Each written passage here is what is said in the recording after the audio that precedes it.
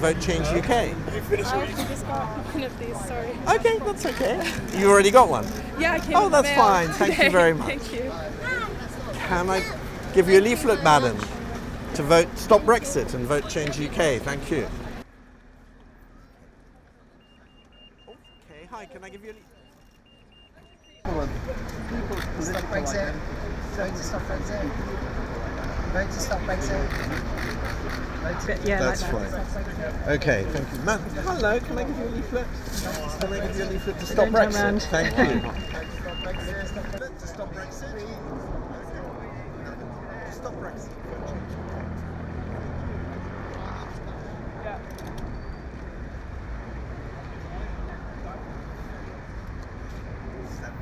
To stop Brexit. To stop Brexit. To stop Brexit, because Brexit is an extremely bad idea. It's been, since the referendum, it's been proved to be an even worse idea than we knew it to be then. It's been redefined by the Brexiters as something completely different than what people voted for, or certainly completely different than a majority would have voted for. In other words, it's been redefined as a no-deal Brexit. And of course, on top of that, the world has changed. Donald Trump has been elected. The idea of going out into a free trade global world, globalized world, is something that just about might have made sense in June of 2016. It certainly doesn't make sense after the 7th of November of 2016.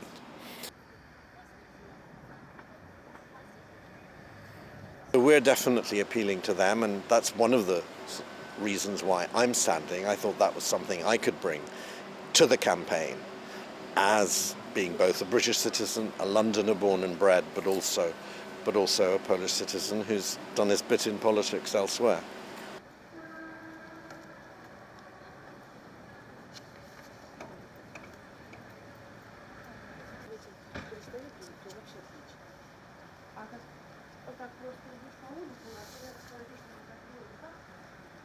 Well, I think at this election we're going to see the two main parties' support bleed away to minor parties, if they can be called minor parties now. The Brexit Party will get a lot of Conservative voters.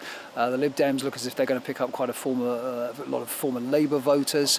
Those two parties, the Brexit Party and the Lib Dems, will probably be the big winners. And the Conservative Party and Labour will be really having to look at themselves in the mirror and saying, what are we going to do about this?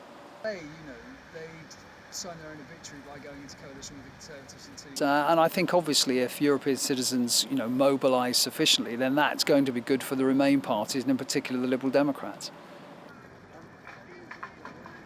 On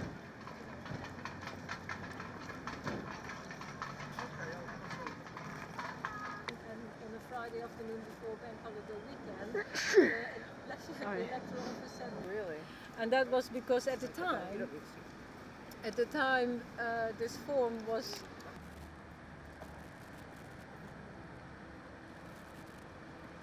So it may be the very last time that EU citizens can vote here. And I also think that a lot of EU citizens now opted to vote for a UK candidate. I myself, as an example, I always voted for a Dutch candidate, but now I will be voting for a UK candidate. And why did you make that decision? I made that decision because I felt, because of Brexit, first of all, we did not have a vote in the referendum. We could not voice anything. Well, we are the people who will be affected the most. So it is one way for us to let our voices hear by voting for a pro-EU country and a pro-Remain country.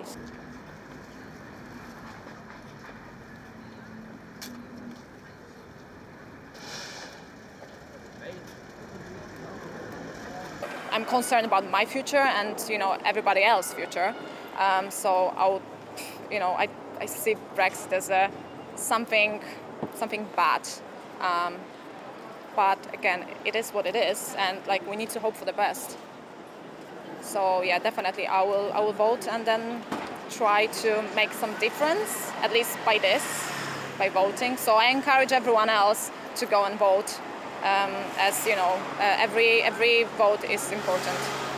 I'm personally against it. I don't think there will be much benefit in that, but I don't really get involved in that discussion that much anymore because it feels like it's pretty much over. It's, as I said before, it feels like once in a while someone revives the whole subject of like, oh, what if we cancel the Brexit because of this or that? I don't really see that happening, and the government actually stated several times that they're not interested in entertaining that idea. So I kind of treat it as a done deal, and I try to move on. Stop Brexit. Stop Brexit. Stop Brexit. You vote in the elections coming up. Stop Brexit.